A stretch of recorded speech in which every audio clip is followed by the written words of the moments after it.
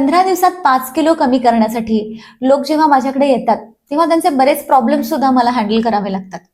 त्यातलाच एक प्रॉब्लेम म्हणजे पिरियड्समध्ये पोट दुखणं. तुम्ही सुद्धा रिलेट करू शकता म्हणून तुमच्याशी हा व्हिडिओ मी शेअर करतेय. पिरियड्समध्ये ॲब्डॉमिनल पेन किंवा बॉडी एक होणं, हेडेक्स होणं या सगळ्या गोष्टी नॉर्मल असतात.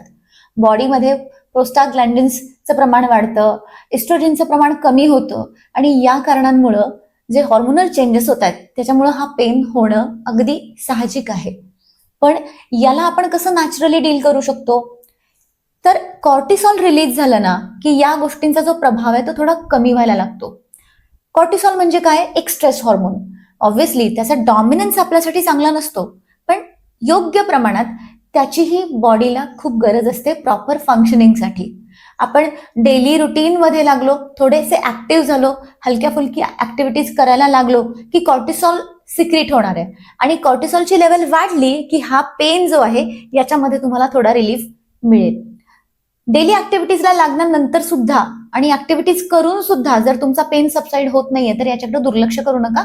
अशा कंडिशनमध्ये डॉक्टरांकडे जाणं, त्यांचा सल्ला घेणं खूप गरजेचं आहे.